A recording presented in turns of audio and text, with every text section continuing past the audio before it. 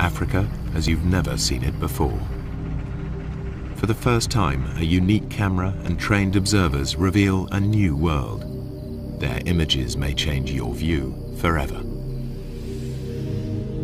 This is the picture you're used to seeing, a herd of wildebeest on the move across the vast, untamed wilderness of the Serengeti.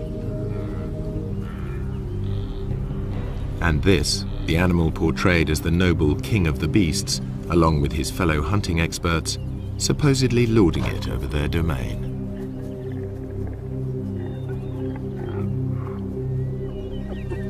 While the laughing hyena normally gets a bad press as a sneaky scavenger, an ugly coward.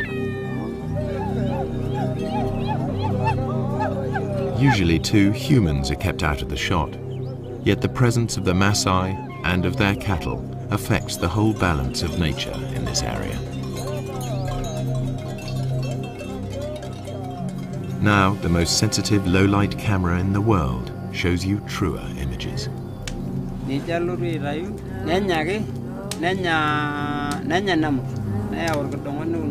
While the Maasai enjoy the warmth of their huts, outside the electronic eye at last turns night into day.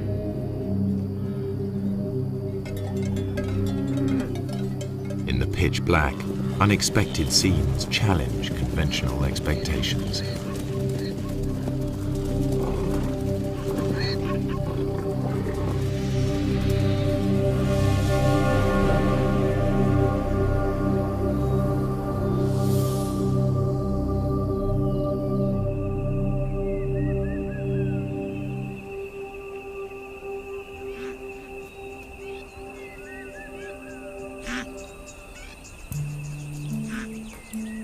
The Serengeti is a complex system of natural relationships, home to 500,000 Thompson's gazelle, 250,000 zebra, and more than 1 million wildebeest.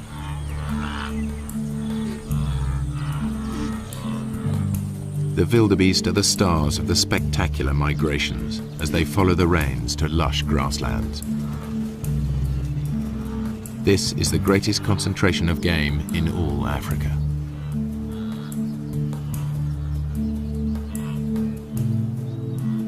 Their numbers attract the top predators, 3,000 lions in numerous prides. But by day, contrary to what most films show, the big cats are not a serious threat to the herds. Good eyesight and safety in numbers protect the wildebeest. This lion certainly acts like a natural killer. By contrast, the hyenas are just hanging about.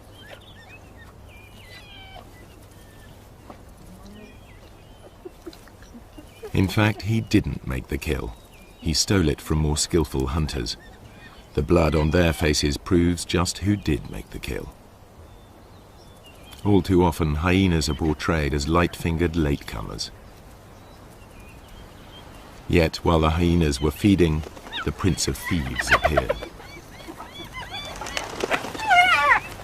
This is the bit most wildlife films leave out. Lions pinch the hyena's prey. Far from scavenging for a living, 9 times out of 10, hyenas make the kill.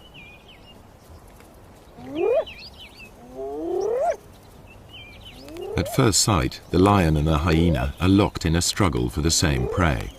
How can the hyenas make a living here at all? Until now, the only images come from filming by day.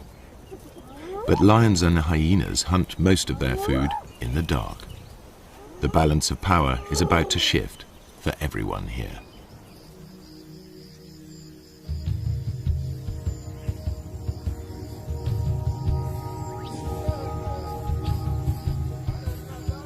Serengeti straddles the border between Kenya and Tanzania. But the Serengeti plains stretch far beyond the park boundaries, and to the east live the Maasai with their cattle. At dusk, they retire with their herds to the safety of their villages, or bomas.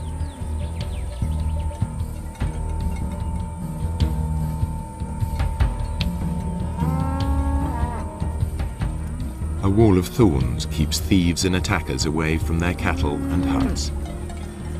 The Maasai rarely venture out at night, except in force.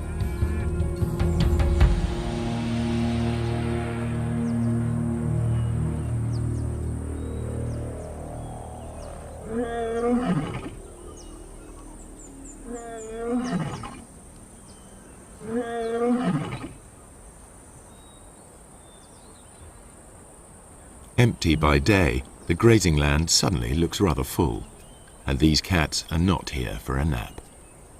This is the only camera capable of recording what now happens. Technology also allows researchers to make a call to the animals themselves.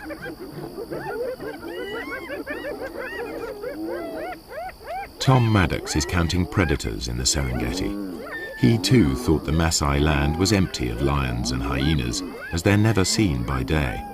But Tom soon got a shock. Now he prefers to make his observations from the safety of his Land Rover.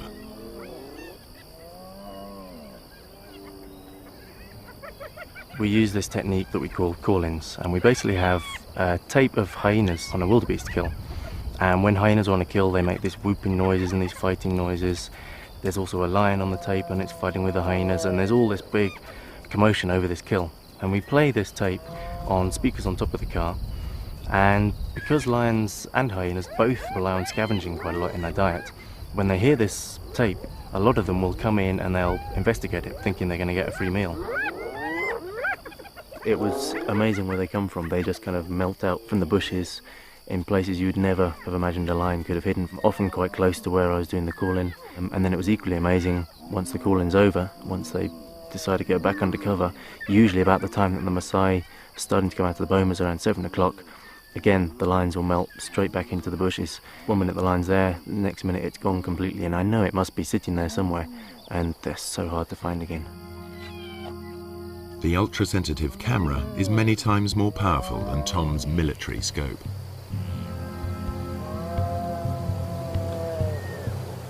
Inside the Serengeti you can drive around and you can see hyenas and lions. They're very obvious throughout the day. Outside the national park, that doesn't happen. You can drive around for days and days and not see any. The fact that there are any lions at all on the Maasai's land is surprising. So far, I'm finding an extremely high number of lions outside the park. In fact, it's comparable to certain areas within the park. So lions are actually doing extremely well in an area where people are living and working and grazing their cattle, which to me was extremely surprising. Hyenas are also extremely common. Compared to inside the park, there were fewer, but there are still a sizable number thriving outside the park, and you will actually see them when you drive around in the evening. The hyenas are usually pretty visible. No wonder the Maasai report meeting wild animals frequently, even by day. Another worker on the night shift is Paula White.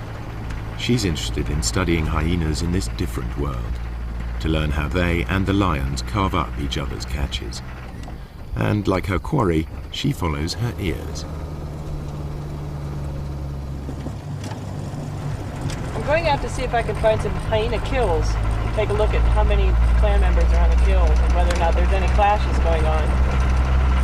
I'll also be looking for lion-hyena interactions because I'm really interested in how the two species interact down here with all the game present, whether or not they're still more likely to steal each other's kills or whether they're more likely to go after a new animal of their own.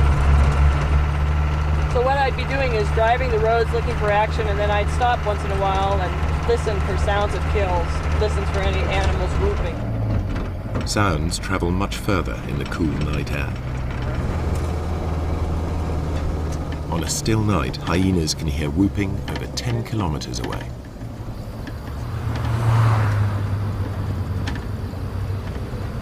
I think lions too are attracted to that sound and a number of other groans and squeals that usually accompany a hyena kill. It's a really exciting scene.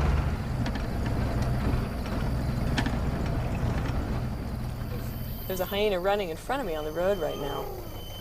And the way he's running, I imagine he's going for a kill, so I'm going to stop and listen right now.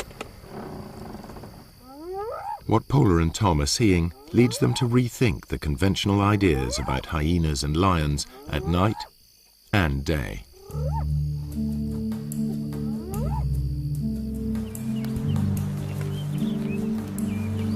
The Serengeti's two top predators both hunt zebra, wildebeest and gazelle.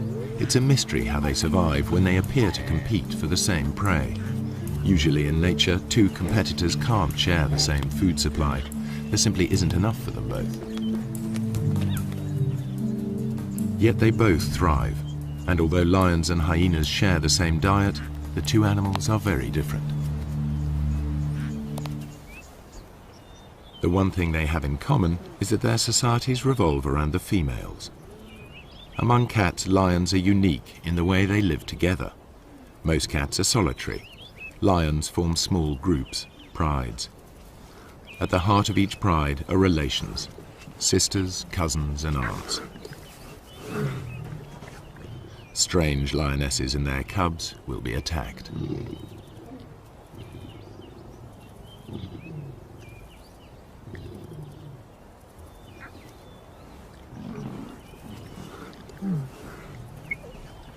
They cooperate to raise cubs. Lionesses will even suckle cubs of other pride members.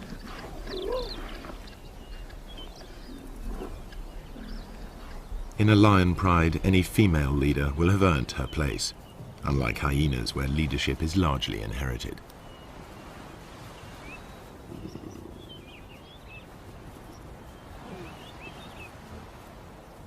At times the males are absent, at others they hang out with the females.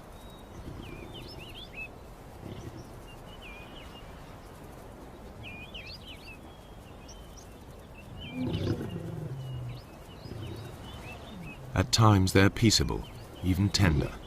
At others, aggressive to all.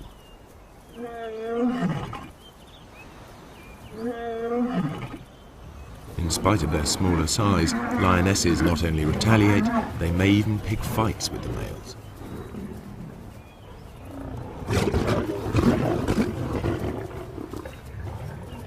However, male lions are physically more powerful. In a test of strength over a kill, the female will come off worse.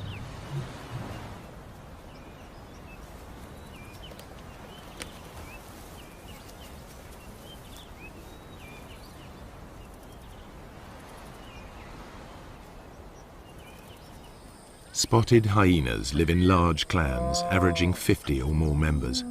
But the whole clan is not always together. Individuals and small hunting groups spread out over the plains in a living net.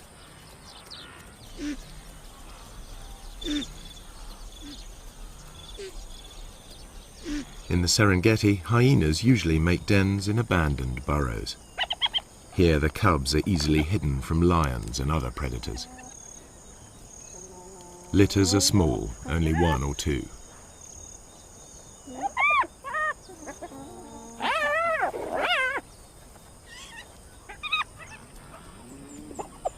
Hyena society is maintained by the rank that each animal inherits. If mum is high-ranking, they'll be high-ranking too, provided they've inherited her strength as well. Females may fight females, but males hardly ever fight amongst themselves, and certainly wouldn't dare attack a female. Clan life is ruled by the females, who are almost a quarter bigger than the males.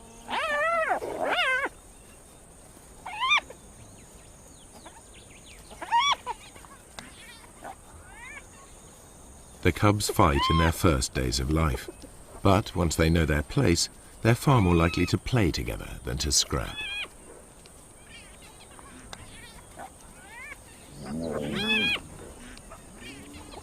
The males can behave as best friends, even if they're members of different clans.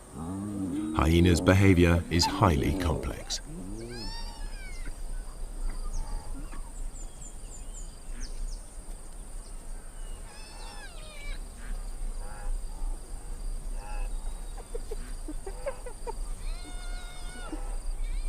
From weaning to fighting, much of what hyenas do still remains to be studied by scientists. Nonetheless, the most marked difference between hyenas and lions is in how they hunt. All animals built for the kill hunt in the same basic sequence. They begin by finding their victims.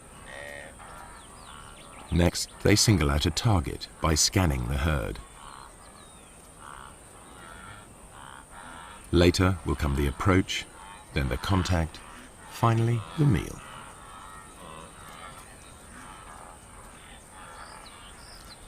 How they hunt differs sharply between hyena and lion. The hyenas get as close as 20 meters in full view of their prey before the herd wheels and flees. The hyenas will try to scatter the wildebeest before singling one out. The Maasai call the hyenas doctors because they can recognize the sick and the weak.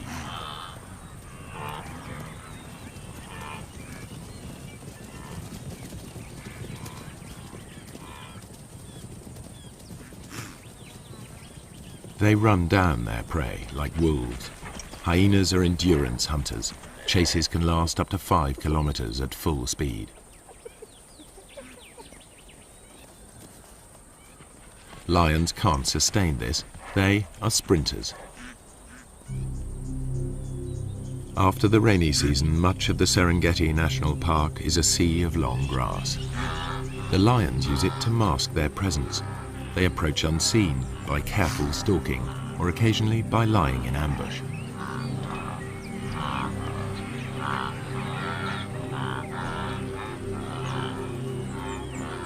Outside the park, where the Maasai graze their cattle, the grass is shorter. Any predator risks a confrontation with armed herdsmen. The lion sticks out. Not much chance of an ambush here. Hunting under cover of night makes more sense. As the sun goes down, life gets easier for the Serengeti's predators. Dusk diminishes to near complete darkness, which can continue all night if there are storm clouds or if it's a moonless night. The only camera on the planet powerful enough to see in total blackness even picks up stars invisible to human eyes.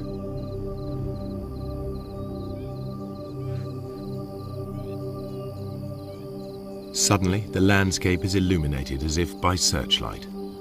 Even so, humans can still only just pick out shapes. But to the grazing animals, it's as clear as day.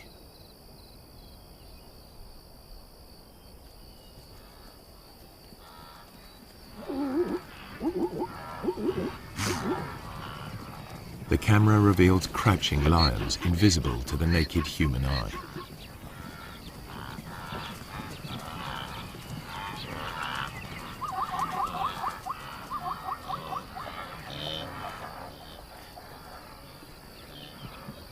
A night ambush could prove more successful. These two lionesses have detected a herd of wildebeest crossing a track.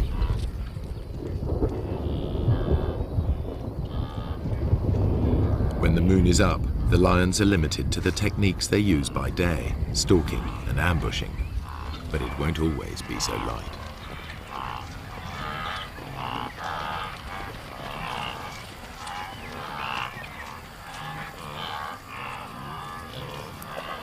The pair near the crossing point and squat down, well screened by vegetation. One crawls into position to jump a victim.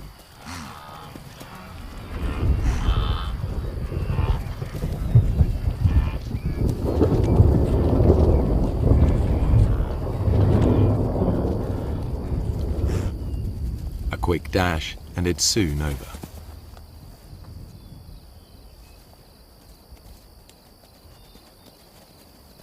Although these lionesses have been successful, the moonlit night is really the best time for hyenas to hunt.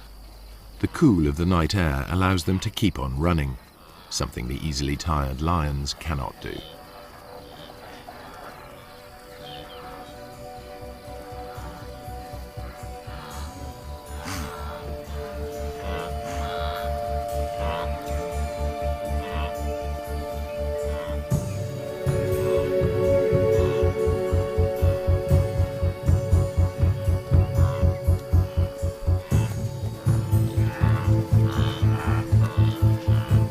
hyena's behavior at night is something scientists are increasingly able to observe for themselves. I think I can hear a kill off in the distance, so I'm going to go in that direction. It sounds like there's lions coming in as well.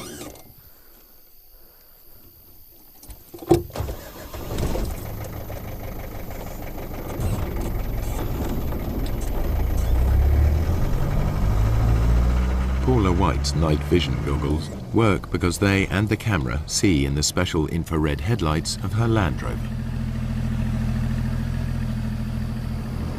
I think the ability to use this sort of invisible light to observe animals, nocturnal animals, in their natural environment is really quite a breakthrough for research. Certainly I didn't begin to see the full range of hyena behaviors until I started coming out at night and using this sort of special equipment. It was very frustrating to me otherwise, because as dusk was falling and my own ability to observe them was ending, I knew that the hyenas were just beginning to wake up and just beginning to start their day, as it were, but I was left out of it. So now, as I'm able to follow them and observe them, I'm seeing things that I've never been able to see before. Now Paula can see in the dark, but it's her hearing that guides her. You often hear hyenas whooping at night, and that can mean any number of things. They're advertising their own location, they're trying to find other clan members. But the one sound that you really associate with a kill is a giggle. And actually that's where the term laughing hyena came from. But that's the sound that I really associate with kills. And it's a thing that other hyenas and lions hone in on as well. So really, driving around like this at night, using this enhanced vision and listening for kills, I'm behaving very much like a hyena. And there's one right now. I can see it going through the grassland.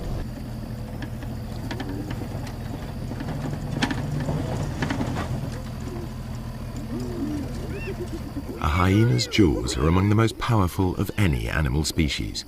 The sharp front teeth shear through skin and meat. Their jaw muscles are as big as a man's arm. At the back of the hyena's mouth, huge crushing teeth are strong enough to crunch up solid bone. Yet it's a remarkably peaceful scene. Male hyenas are nature's gentlemen when it comes to sharing a kill with their clan.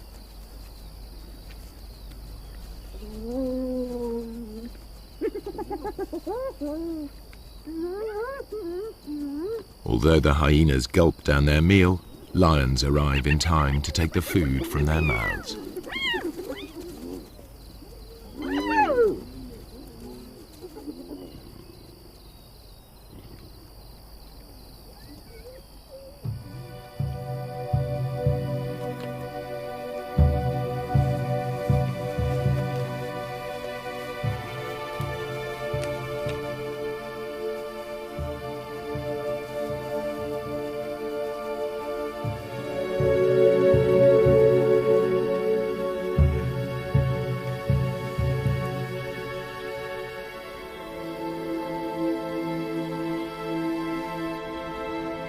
The camera unveils a night world full of animal life.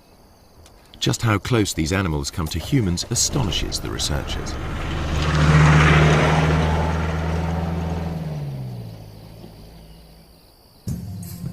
I found a cheetah quite late in the evening. Sometimes the male cheetahs will stay active quite a long time into the night, and so I was following him. It went past dark. It was about 7:30, 8 o'clock in the evening, and he was walking straight up the road, straight towards a Maasai village. And I thought this was going to be fantastic. I was going to see how close cheetahs would get to Maasai villages, and suddenly he went leaping off the road. Onto the road stepped 4 lions. I then carried on following them instead, and they went almost within sight of the village. The village was just over the next hill. Lions will even break into Maasai villages in an attempt to reach the cattle inside. The Maasai mount a defense, but it's dangerous. The balance of power has switched. The nocturnal hunters are in their element.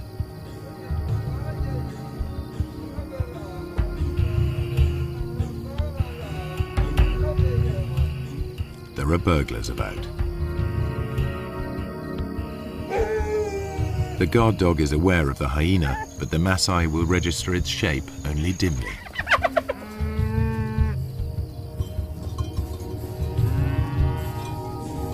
The men must rely on tracks to point them in the right direction.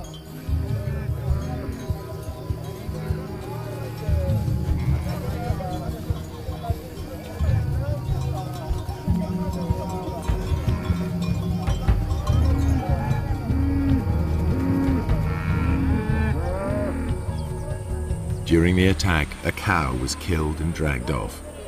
The following morning, the Maasai inspect the corpse. They can easily identify the cause of death. Wringing the neck are distinctive punctures, the suffocating bite of a lion.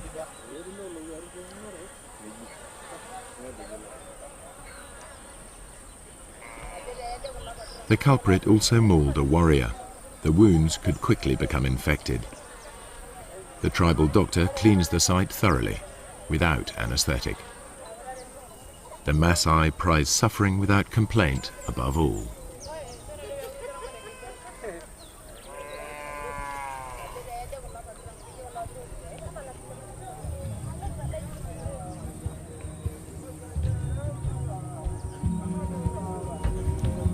The lion's assault will trigger a deadly surge.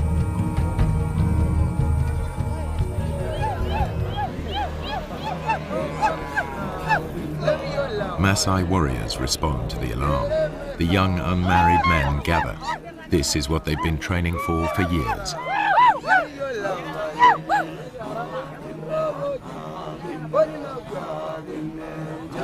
It's the supreme test of their stamina and self-control, and a test of their ability to bear pain without flinching.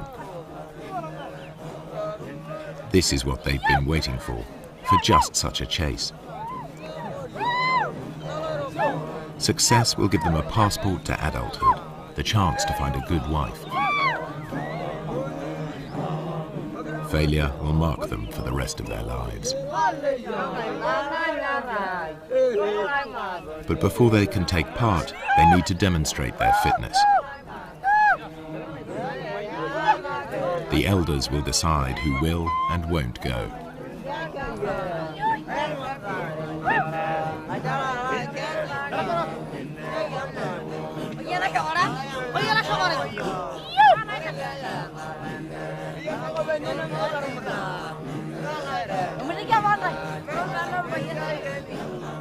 The warrior group arrives at the settlement where the cow was taken. Each warrior wields a long-bladed spear. They are also armed with short double-edged swords and lethal clubs. They're all experts in the use of these weapons, against animals as well as people. In many areas, the warriors are now outlaws, but in this part of the Serengeti, their ceremonies are tolerated. Lion hunting by the Maasai is illegal, but these warriors are so far from the towns, they are generally allowed to continue. A day of ritual begins with chanting and dancing to hypnotic rhythms. Warriors demonstrate their strength and agility by leaping.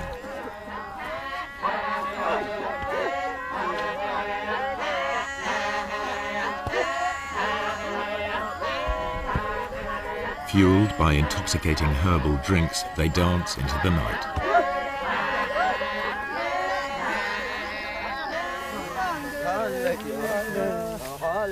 More warriors arrive from further afield, eager to be selected. Everyone is in a frenzy of anticipation.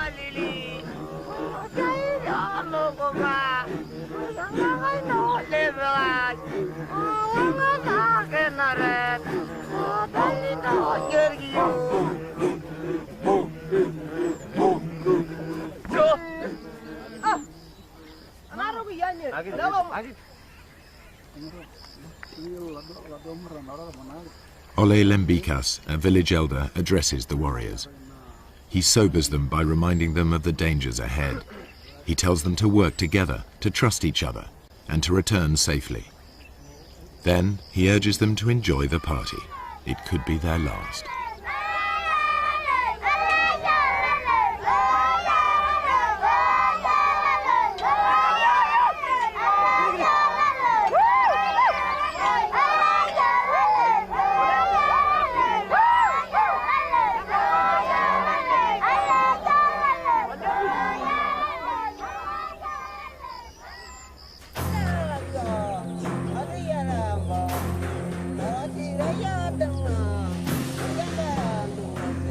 In the morning, two hunts unfold far apart. A lone lioness spies out a waterhole. Animal or human, hunters face mortal danger in the coming hours.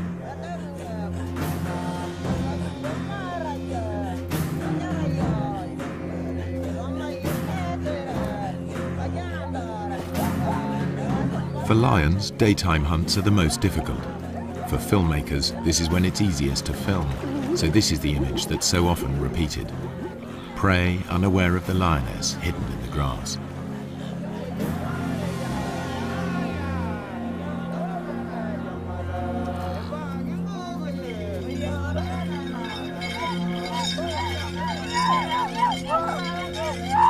The hunters head for the place where a lioness was seen recently, the one they believe killed the cow.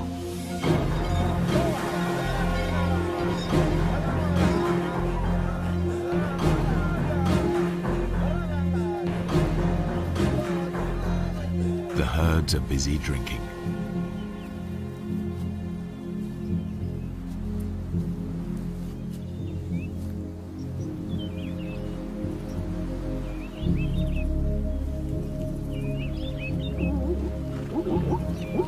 Zebras have keen sight. Their bulging eyes give a wide-angle view of danger.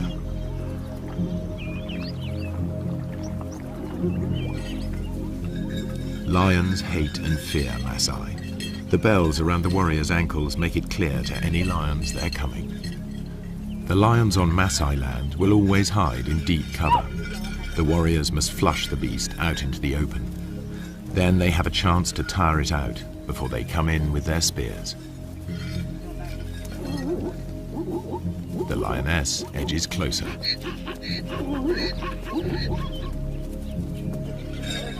The warriors' search may last all day, covering up to 40 kilometers. The lioness's prey is within 30 meters.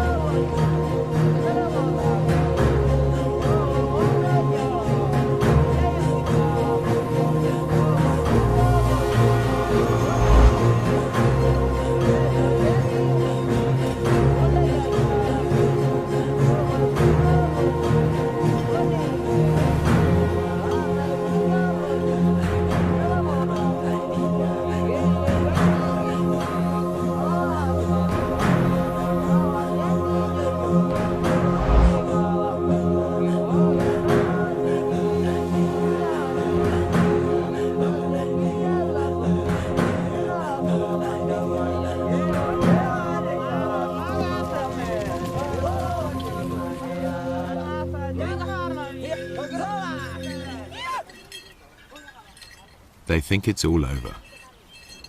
The warriors head back empty-handed.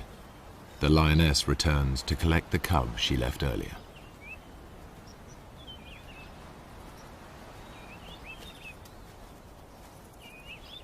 She hid it in long grass nearby, but the chaos of her hunt has attracted members of another pride. This is their patch, and they'll defend it. The mother calls to the youngster. Two other lionesses reach the cub first. They won't tolerate another female's offspring. They'll eliminate it.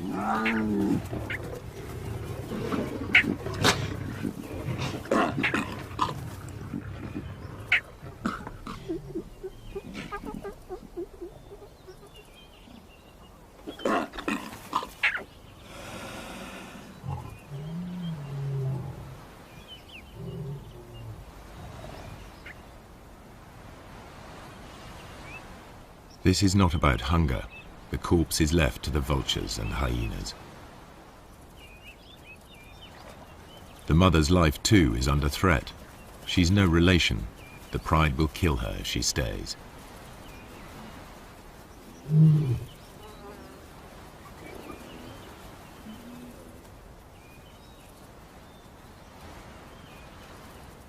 Outnumbered, without a territory of her own, she heads yet further away from the park. When lions roam, they are at risk, and so are their pursuers. What you're about to see has never been shown before. A tourist's camera videos the end of a hunt. A lion is cornered. There seems no way out.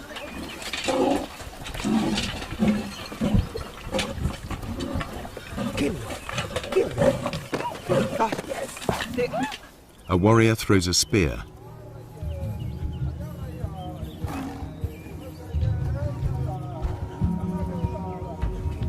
The tables are truly turned. Teeth and claws strike home. The wounded warrior continues, believing the lioness chose him as the weakest. To overcome his shame, he needs to finish her off. But even warrior pride cannot prevent the injured man collapsing into shock.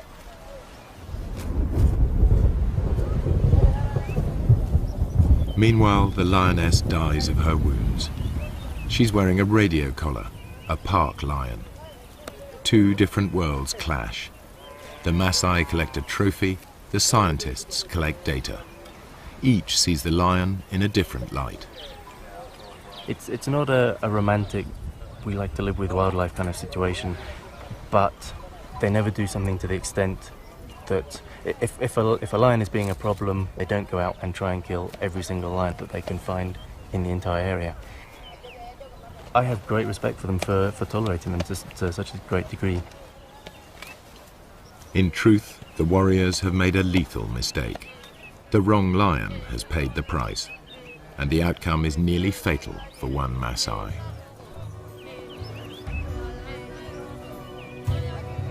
Were he to die on the spot, they would give him a warrior's rights and leave his bones to the night and the hyenas.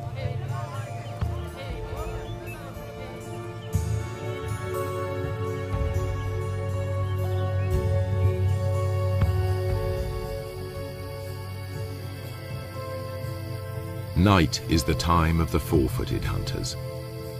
Most hours are clouded over or feebly lit by faint stars.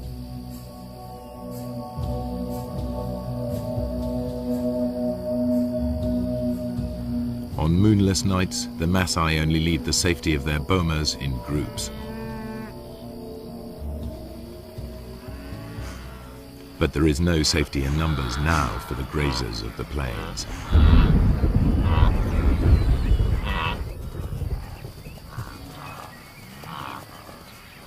The darkest hours of the night see restless action. Animal hunters are about in numbers never seen during the day. Spooked, the herds of wildebeest, zebra and gazelle burst into panicky runs. They fear lions and hyenas are nearby, but only the camera can see them.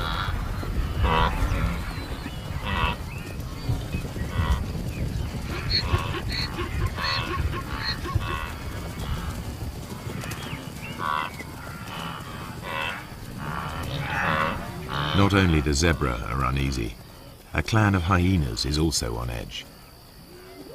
They've made a kill in another clan's territory. It isn't long before one of the owners claims his rights.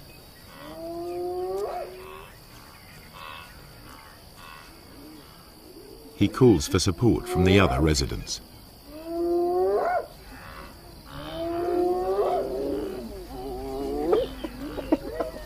his clan bustles in to drive the invaders away. They bolt the meat while they can. Other threats may arrive to challenge them in turn. They remain watchful. This is truly fast food. The invaders will be back to recapture their meat. You can see this clearly in infrared light. But how do the animals see in these conditions? Like all the animals here, their eyes appear to glow. A mirror-like membrane doubles the available light. Then their brains enhance the images, filling in the gaps to see detail more clearly. The newcomers soon return in force. The prize seesaws between them until it's all gone. But with so little light, even their superb night vision is challenged. This is as close as you can get to seeing through their eyes. It gives an idea of how they can operate in this dark world.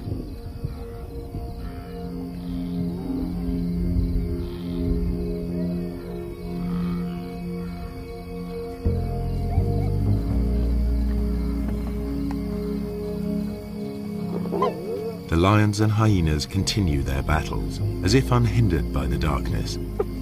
Once again, the lions have stolen the hyena's kill, but they all appear to be able to see exactly what's going on.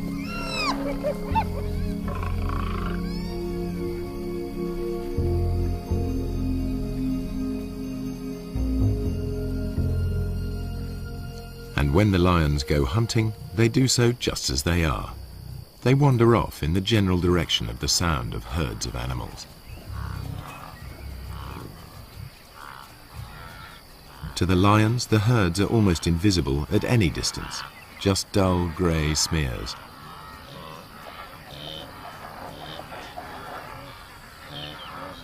But they can locate the grazers easily by sound and smell.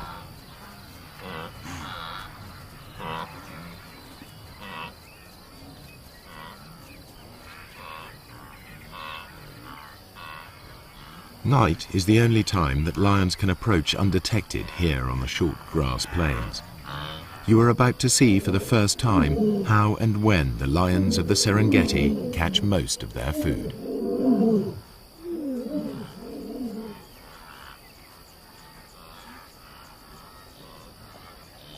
A Tommy dips his head to see whether or not he can see danger silhouetted against the sky.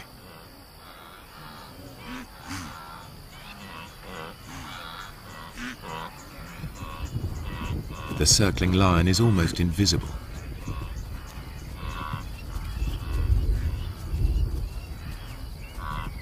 Bathed in infrared light, it stands out.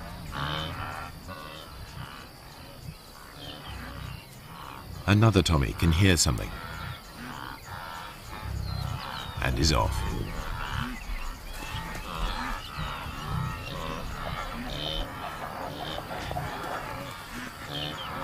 The lion's game plan is always the same.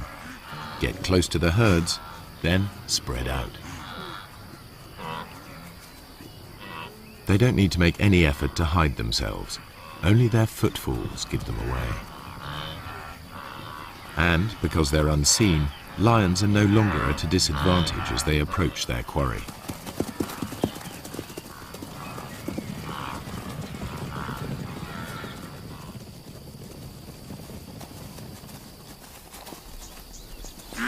Two young males take a small zebra with ease.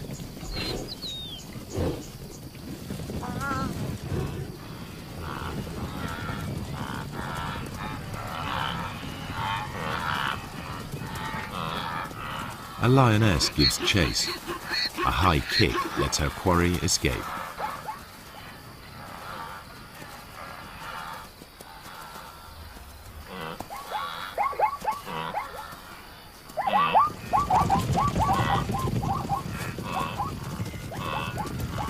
Soon, two lions bring down a fine stallion. Saber-sharp teeth and meat-hook claws bury themselves into 300 kilos of struggle.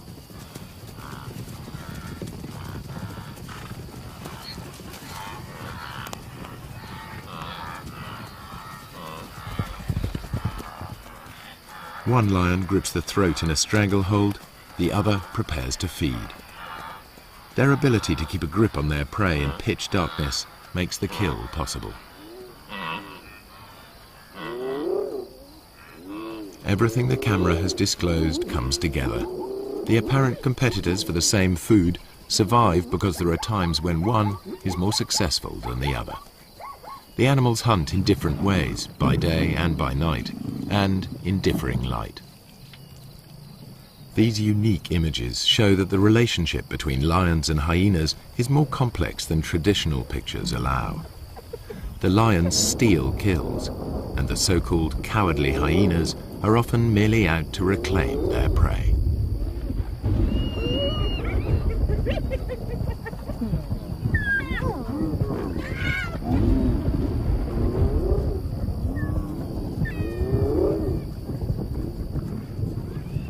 Don't say you've never seen a brave hyena. A thieving male lion is forced to take them on. The hyenas persist even though a single blow could be fatal. This frequent nighttime behavior has never been recorded before.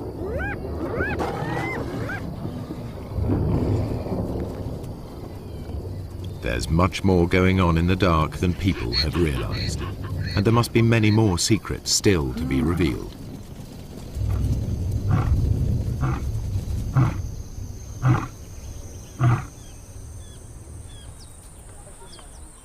At dawn, the Maasai dismantled the thorns barricading the entries to their bomas. No lions or hyenas are to be seen outside. The killing fields of the night are transformed into places where cattle may safely graze.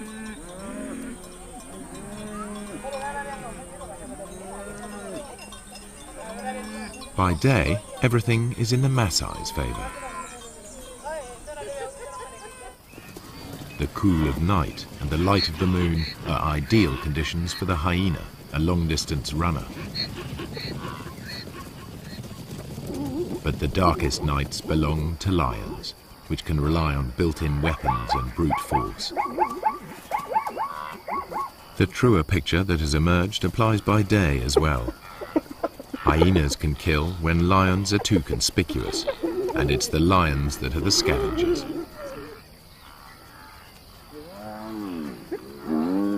In the end, they don't so much compete as coexist, hunting in different ways and at different times. In the centuries that the Maasai have dwelt on the plains, they too have found a way of treading lightly on the land. Now, droughts and overpopulation bring challenges to their old ways.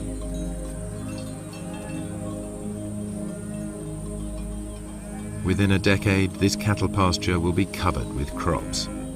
Predators and herds will be gone, only preserved in the zoo-like national park.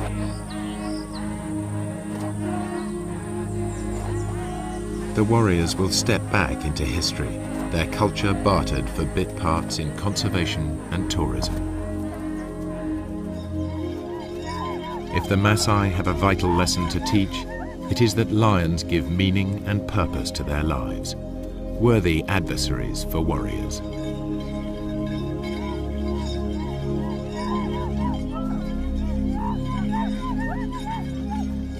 Their spears are already being beaten into plowshares. A patchwork of fields is appearing. Soon, fences will spring up. Nature's carefully crafted balance of power will be upset, animals and people in conflict. The picture that emerges may be starker, but it is more realistic. And never again will you be taken in by that well-groomed imposter posing as the king of the beasts.